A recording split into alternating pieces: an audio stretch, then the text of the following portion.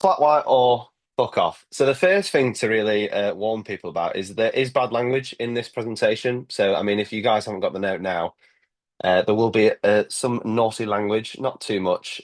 We just like to sprinkle it in there, but it does come with the territory of having this brand. My nan is absolutely amazed every time I have to tell her my business is called Flat White or Fuck Off. So again, you've got to be careful with these people. Just to let you know, there is some bad language, no shit. So, what things do you not want to take away from this presentation? Well, one, I wouldn't take any business advice. This is some legal stuff now. Don't take any business advice from us. It's a very obscure way of running business, but it's been really fun. Don't talk to strangers. Everyone, all my co-founders, I didn't know before this journey started.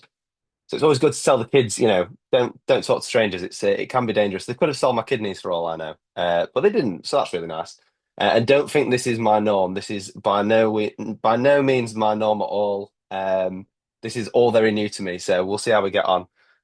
But also maybe do take some of that away. You'll have to make that judgment for yourself at the end of the presentation. So the story. So oh God, on microphone and all that other stuff. Right, there we go. Um, so I quit my job in agency. I was at a place called Brandon Consultants for 6 years. Loved it. Loved the people that I worked with, but I always had this urge to go out on my own and do my own thing. So I founded Studio Chad back in would have been around August, September time when I left my job and went into the beautiful world of freelance design, working with agencies, working with different people, some client stuff along the way. So that's sort of the context of me and who I am. But you guys are here to talk about Flat White or Fuck Off, not Studio Chad, even though I'm presenting it. Oh, I've got a little bald patch there. That's not good, is it? Anyway, I'll take you back to sort of the time that I was starting to think about doing my own thing. So this is the view of my commute into Manchester that I did for a number of years, going to my agency job. And it's interesting the train because there's always time to reflect because you could put an audiobook on or a podcast, I guess, but sometimes towards the end of the journey, I sort of get fed up of listening to, ABBA for the fifth time in a row. So I'll turn it off and just sort of have a kind of a reflective moment. And I kind of miss that commute. With freelance, you're doing a lot of remote working. You don't get as many times to travel into agencies, but on the odd occasion that I do, I always like it as a reflection. But anyway, I'm on the train and I'm sort of getting towards the end of my journey, and you're doing that little doom scroll on TikTok just before you go into your job, and I came across this clip. So here is the clip. I haven't told you about flat white or fuck off, have I? My other business idea, which is that the Starbucks experience is great if you've got 45 minutes to spare, but at a railway station, it's completely wrong, okay? Because you want to get a coffee, pay, and get the hell out of there so you can catch your train. Yeah. Right? So my idea is you only serve flat whites, you make them in advance, people pick one up, they tap with their card, they pay, they go off. And if you ask for anything other than the flat white, the answer is in the name. Okay. That is such a good idea. Because you've got a train to catch, and then the person in front of you demands some ice-based drink that requires whipped cream and a whole load of, that's wrong. Airports, railway stations, flat white or fuck off. It's fantastic. That's the answer. So I agreed with Jamie that was a fantastic idea. And if for people that don't know, Rory Sutherland again is, which I'm sure most of you do, to be honest, this is probably no news to you that he's an absolute genius and an absolute legend of the marketing world.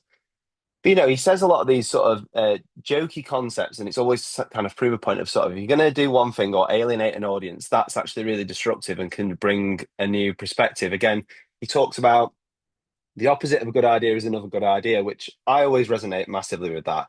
And I was there and I'd watched the clip like many others, and I sort of just typed this note into my phone. I just went, and again, done it wrong on a flat white and fuck off, idiot. That's what happens when you're typing and trying to get off the train and navigate people. But, poorly written writing. And then I somehow had time to put a pen emoji, which is hilarious. But anyway, I put that into my phone in August, and, 3 months later, it just sat there for ages. I think a lot of designers do this. They sort of have a thought, they have a feeling, or they see something, and then they type a little note into the phone. It just sort of sits there. And I've got quite a lot of these now where I'll think of an idea for a brand or for a campaign or a new sort of product, and it'll just sit on my phone. And I was sort of 3 months later, doing freelance design and sort of being in between jobs. And I just thought, well, I'll pick this up. I'll see what I can do with it, have a little play. And that is where I developed the Flat White or Fuck Off brand. So it was in between jobs. Again, it's sort of no paid commission. It was not like Rory approached me. Gosh, he wouldn't even know who I was at this point. But, it was a case of I want to do something creative. I'm interested in this idea. I could visually see this logo the second that Rory Sutherland said flat white or fuck off. So why not go for it? And I created this little brand concept, got a few mock-ups together, sort of gave it a tone of voice of sort of really black and white, just say it how it is, which I think was really refreshing for the brand. But it's a really simplistic brand, it's a typeface, a color palette, and a tone of voice, and away you go. And I was doing this development and sort of going, oh, this is really nice, really good. But when I came to post it, I did hesitate, and I think that comes down to in this world, you can get judged a lot. I was thinking in my head, will people think I'm not doing anything because it's a concept brief that's sort of been pulled out there? Would people get really mad that I've taken Rory Sutherland's idea and done it in a way that maybe they didn't envision? I think I relate it back to, when Harry Potter became a film, a lot of people said that Daniel Radcliffe didn't look like Harry Potter, which is insane to think now that he's so iconic in it. But people have a visualization in their head when they're reading words or listening to words. So for me to then go, here's a visual to it, some people might be like, I didn't see that at all. It shouldn't be look like that. And, I really like it. I put the work into it, and I just went, well, if two people like it, if my mum and my dad like it, then it just fades off into existence and it is what it is. But I decided to post it. So I posted this brand concept to LinkedIn, and it did way better than I thought it was going to do, and it really has blown my perspective of how LinkedIn works and posting work. It got like 200 over 200 likes. I'd only had at the time probably about 200 followers on LinkedIn. It's now into the thousands because of this concept alone.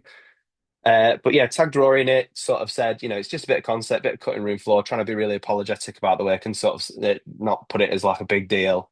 And it did really well, and I got some really nice messages and comments. So, people being really supportive of the idea, the story, the design itself, which is always lovely to see.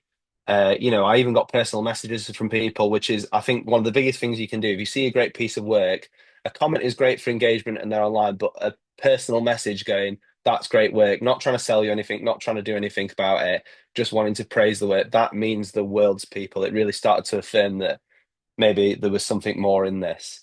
But also, you do get some opposite opinions, and you get this again. A lot of the negative stuff is on the actual concept of flat white or fuck off itself, not so much the design, which is good. But you get people saying curse words are bad, and this is just edgy fedgy sake, and they give their opinion of it should just be a flat white. Or this one made me laugh. I'm bloody 28, not mid 30s. How rude! Just so offensive. There's no need for that at all, is there? But for every a negative comment you get about your work, you will get someone that comes to the rescue and just says this is ridiculous. So it's a real balance, and I think that's what's great about the world of creative is that everyone can have an opinion, and it's okay because there are going to be some opinions that you agree with, some opinions that you don't agree with. But if you've got the opposite of each extreme, that means you're onto something. If no one comments and no one engages, that means that no one cares. So. But one of the most interesting things was a man called Tom Noble, which some of you might know who he is if you've watched some of the Flatlight videos. He's the guy that talks to camera quite a lot. He messaged me and he was like, I like the Flatlight idea. Would you actually want to do it? Out there idea. Could we get a van, go to London, film it, go viral? Fuck it. I mean, first of all, Tom, absolute desperation. Four messages in a row. I mean, come on, man. You could have been a bit cooler about it, but it was sort of interesting because I didn't know Tom and I knew nothing about him, but he was like, "Oh, do you want to try and collaborate on something?" And I just sort of went again, like, well, fuck it, let's just see what happens. So I said yes, but we need to get Rory Sutherland's blessing. I sort of issued him a challenge. If you can get Rory Sutherland to bless this concept, then I'm in. And I thought, you know what, there's no way this kid's going to get it. But lo and behold, he got Rory Sutherland's blessing in 7 hours, which was really impressive. He sort of posted it on LinkedIn. It did okay. TikTok, it did, 200K on the first day, which is insane for him and his sort of following that he had. But he put it on X or Twitter, as it should be called. Um, and three people saw it, and one of the people was Rory Sutherland. That's where he's most active on X. So he just put blessed. So once he'd done that, I'd committed to it. Really, I sort of had to see if I could make it a reality. So you know, one of the things that happened when we started this journey is a lot of people said to me, what are you doing? You know nothing about coffee. You don't know this guy. This guy could be a scammer. He could sell you kidneys. People could think that you've quit design and gone into the coffee business. And Rod Chan, a great creative director on LinkedIn, follow him if you can. But he put this quote by Robert Downey Jr., which I really like, which is this idea of listen, smile, agree, and then do whatever the fuck you were going to do anyway. Because there'll be a lot of people that sort of in your journey go, that's a massive risk. Don't do that. Don't do this. And I think advice off people that know what they're talking about, interesting. You should probably listen to it. But there's going to be a lot of people that don't know a thing about getting into a startup business anyway. So you're going, well, actually, I'm just going to figure out how it goes. I'm going to do it anyway. So why not? And it's that rebelative sort of perspective on it that really helps me as a character. I was talking to Chris just before everyone joined about this idea of, again, I feel like when you start your own business, you are a bit more of a risk taker. Being employed, there's a steady sort of flow of income. There's benefits to it. There's holidays, there's sick pay. When you go self-employed, you get none of that unless you're going to give it to yourself. And it is a risk, there's a high risk, but there's a high reward for doing stuff like this. And it's paid off so far, so it's been actually quite good. But um, another thing that happened that's interesting again is sort of once Tom had come on board and we were starting to do this journey, we got a message from Ask the Impossible, which is Will and Lucia. They're an agency that work on pop-ups and activations for brands. And they were like, sort of saw what we were doing and went, well, this could be 10 times better if you could get us on board. And again, we're taking a risk again. We didn't know these people. We didn't know what their agenda was. We met them once on a call and sort of got a vibe for who they were. And we brought them on board. And we're so glad we did because we would have been absolutely screwed without them. The pop-up production that they did was amazing. And they've just been great co-founders to have ever since. So again, it's that idea of it is a bit risky going for people that you don't know to work in business. A lot of people get into business with their friends and then they fall out. So, maybe take a risk and look for good people and attract the right people to your brand and you'll get great collaborators. I think, again, it's all this idea of it cannot be done by one single person. You need collaboration always. We started posting online and we started doing content. I never thought when I quit my job as an agency designer would I become a content creator, but here we are at the ripe old age of 28 trying to do TikTok dances. But again, just creating content, doing stuff that we want to do. So going to roasteries, really finding out about the bean process. Meeting Rory Sutherland was amazing. He's exactly like he is in podcasts. He's a walking podcast, Rory. He's so delightful, gave us plenty of time, gave us plenty of advice about the business. But again, the social community that we've built through Flat Water Fuck Off has been amazing through the coffee world and everyone sort of going, these guys have no idea what they're doing, but we're going to bring them along and sort of take them under our wing. It's been amazing. And we've done well. We've done 10 million impressions across all the posts that have gone out about Flat Water Fuck Off. Obviously, after the pop up, we've got a big boom in PR. Famous campaign, Design Week, all that sort of stuff, which has been great. It's a real valuator for doing all this hard work and graph because it's not easy. 33K followers across socials and one massive pop up, which I'll show you a video of now. That's so cool. That's not a 6-ounce cup.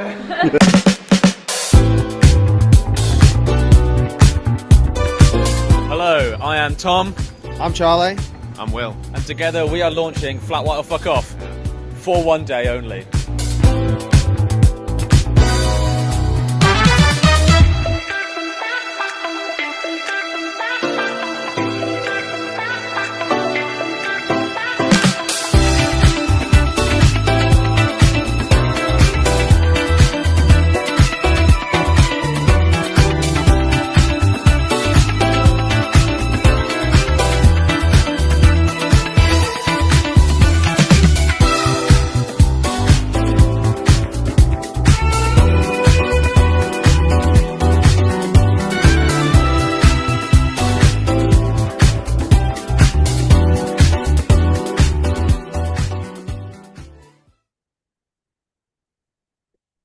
what a ride. So you see in the pop-up there, it was at Altronet, Tottenham Court Road. It was a massive scale thing. I never thought when I posted that post on LinkedIn that it would get to that level, especially in the time that we've done it. That's a 3 month journey, which is insane to go from concept to something of that scale. We had Sage approaches and want to be collaborators. They're one of the biggest names in home brewing coffee. Um, Loads of roasters wanted to collaborate. Was, Fireheart that we had on the day, who were the bean supplier and worked behind the bar. I think people just really gravitate towards ideas like this, and I've been so lucky to have the people around me to do that. But it all comes down to this philosophy of fuck about and find out. So you've just got to do stuff, man. You've got to experiment, and you've got to sort of say yes to a lot of stuff. So one of the wild things that happened whilst on this journey was that, Rankin, the guy that shot the Queen, David Bowie, and us, me and Tom, the most famous people he'll ever get to meet. But again, doing that photo shoot is yes, okay, there's a 30-minute slot. He does a thing called Ranking Live where he lets people from the public come and get shot portrait, 30-minute session. We had to run across the other side of London to get to it. But it's about saying yes and getting these opportunities to sort of collaborate with these amazing people. He's an absolute legend. And we're so glad that he took our portrait and I got to share a t-shirt with Tom. This was the first day that I'd met Tom, by the way. Never met him before in real life, and I'm squeezing into an XL t-shirt with him. So that was lovely. Again, another thing, you know, I'm a designer by trade, but we've got a massive merch store that has been really good for us in sort of building the finances to be able to do the pop-up and other exciting collaborations. But I had no idea how to run an e-commerce site when I decided to take on that responsibility. Building the website with Ask the Impossible team, finding the suppliers to do the t-shirts, hoodies at flatwhitefuckoff.com if you want one of those. But again, it's saying yes and going, right, I'm going to figure it out as I go along is sort of my process along the journey so far. Again, having great people back you up. So again, all the baristas worked for free and collaborated with us and, just wanted to be part of this great idea, which is an absolute blessing, but it means you're onto something when you've got that. And it's about surrounding yourself with the right people to make this brand a success. These are the guys that are telling people to fuck off when they ask for a latte. So they've got to be brave and they've got to really feel it. They've got to really dig deep when they're saying that fuck off. But we were so proud of them. The police came at one point and we thought we might get shut down. And one of the police officers ordered a latte, and it was the biggest fuck off of the day, I think. But it was all said with love, which is weird to say for telling someone to fuck off, but interesting.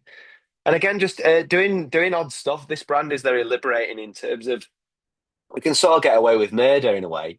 So for Valentine's Day, selling condoms, people go, "Why is a flat white brand selling condoms?" And it's if you're going to do one thing on Valentine's Day, you better do it really well. So we supply that service to you. So again, it's doing fun things like that and sort of saying yes and going, what can we do that's sort of different and sort of disrupts the world out there? So the big question is why did I create the brand concept and sort of the process behind that? That's what we're going to get into now. I was bored. Creatively, I was, doing agency work and, I was doing some great stuff there. But I wanted to do some new brand creation and I was sort of toying with the idea of what to do. I didn't have any client work that I could do that could sort of affiliate that. And I think it comes again down to this idea of creatives, if super creative people always want to find an outlet for that creativity. And when you've not got it, it can be really frustrating. So I sort of created the outlet myself in a way, sort of took the sort of 30-second clip of Rory Sutherland talking about flat white fuck off and made that into a brief. But what was the process behind that? How did I get from A to B? So this is by no means a new way of looking at process. I think many of us have been here before. You get a brief. You do maybe 1 to 2 routes for that brief.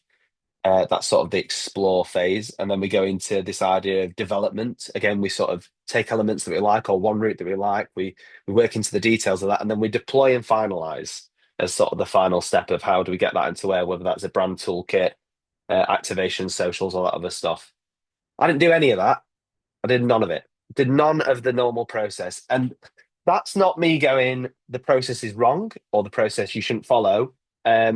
that process and that structure is normally something that you would do when you're collaborating with people or you're working for a client and you're taking them along on the journey. I've done that process so many times in my life over the 6 years I've been working in design that I can sort of do it in my head in a way. And again, the flat white or fuck off brand mark and the tone of voice, and it all came really quickly. And that doesn't devalue it in any way. What that is that's again down to experience and sort of doing this time and time again, sort of knowing what works and what doesn't work. So that process is really great and really important. But it's that idea of you don't need to do that all the time. Sometimes it just comes really quickly and you can sort of work your way around it. It's sort of going on in your head, the creative territory. The brief from Rory Sutherland was so interesting and different. But it made it so that again, the concept came really quickly to me. It was so loose, I could do whatever I wanted really because there's no client or I don't have to answer to anyone. So why don't creatives create for themselves? Again, it's a question that I ask. I mean, there are creatives out there, and I'm going to give you a few examples here. But again, why aren't we've got these skills and we do them all the time for clients and for friends and for family and for agencies? Why do we never create for ourselves and what we want to do and businesses that we want to venture into?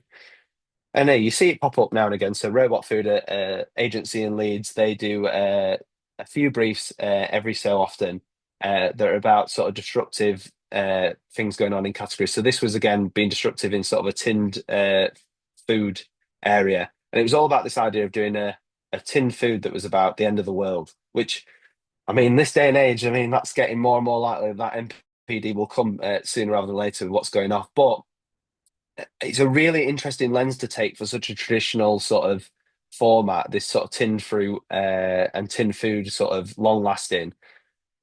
Doing it through the lens of this idea of being prepped and almost this tongue in cheek of sort of like, oh, doomsday, be prepped for the end of the world. Like it's really polarizing. No client's going to be brave enough to do it, but they gave themselves the brief to do it and gave themselves the room to experiment and play. And it's a great case study. Go check it out. There's some really nice visuals, and it's a really disruptive brand for that category. Another one, Carla Young, which I think she's featured on Right Aligned Academy before, but her concept briefs are great. She's a great one to follow. Carla Palette again is a great username for her. But she creates briefs that are very much again this idea of disruption and taking things and doing things differently. And I'm sure she's won loads of work from doing these sort of brand concepts. But again, it's about having fun. It's about having a play. This is again a tongue-in-cheek sort of condom brand that's designed to be aimed at the gay community and females rather than the traditional sort of condom market being maybe tailored more towards the male audience, but and heterosexuals. But this again, it gives that room to play. It means that there's almost no limits, and you've got to have parameters for what you do. So for flat white or fuck off, it was the case of we only sell flat whites. It's a very minimalized product and offering. But around that, it's almost the format for what we can do around that. Again, this idea we do one thing, we do it really well. How can we take that lens into different spaces and different collaborations? And then finally, Alexi Hamblin, which I'm probably saying his name completely wrong, but he's a TikToker, and this is again about this idea of building in public. He sort of took these Sports Direct brands like Slazenger and went, okay, how can we bring this to a modern audience and reframe it to make it into more of a luxury piece? He sort of saw what was done with the likes of Champion and other brands like that, where it's sort of becoming cool again to wear these sort of retro brands. So he took Slazenger, which were really struggling. They're one of the cheaper market sort of clothing brands within Sports Direct. And he sort of started doing these designs, and now Slazenger have brought him on as the creative director. So even brands are starting to take the risk of content creation through the lens of individuals, and again, people buying into that thing. But what a brave thing to do, sort of taking a concept of going, right, I'm going to take this brand that I've no business sort of taking over. £250 million is a lot of money to an individual, and reframing it so that the brand can be successful and bringing a new perspective to it, which is really interesting as well. So you're starting to see more of it, but I encourage everybody when it comes to these sort of things, go off and do and create. It's really important to flex those creative muscles in loads of different ways. I know that it's really hard with briefs and clients and the rush that we get through that. But again, if something comes to you and there's energy behind that, I always believe in following the energy. So if you have a great idea, just start doing stuff, start creating, start putting pen to paper, start thinking about those concept brands that you've wanted to do for a really long time, or even sectors that you want to work in, and just do it. Create the content because you can make some really amazing stuff, and it gets you noticed. You know, you can win work from it, 100%. So, what are the key takeaways from this? And I'm sort of wrapping up here, and then we'll open it up to questions. So, get out of your own way. So many people have this fear of judgment and sort of this idea of if I post it online, it's got to be perfect. It's got to be, this high level thing because everyone's going to be going, oh, what's this person doing? Why are they doing concept briefs? You need to get over that fear. You need to take the leap into that, and that is a process in itself. It's a really brave thing to do, and I think some people are more inherently risk takers than others. But again, there's no danger in just posting some quick concept stuff of an idea that you've got and seeing if it gains traction, seeing what people say online and gaining opinion. It might get 2 likes, but then you just don't do anything with it. You just fades off into existence.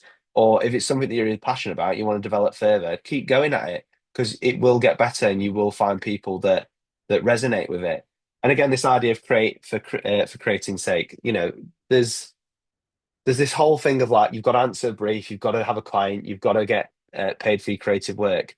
We got into this, especially me. I got into this industry because I used to love art and creativity when I was younger, and I managed to make it into a career. But let's not forget that creating is meant to be fun. It's meant to be this almost pleasurable act of sort of taking something and creating something new with it, or developing something that someone said and sort of doing it through your lens. It's really, really important. I think we've sort of lost that with the creative industry massively. And it's something we need to bring back. And that, thank God, is the end of me spieling. I'll open up to questions for Chris. But if you want to follow us, Flat White or FCK Off on Instagram and TikTok. And again, the website if you want to buy some beautiful merch. If you just spent the entire time looking at my hat and not actually listening to me, that's where you get it from.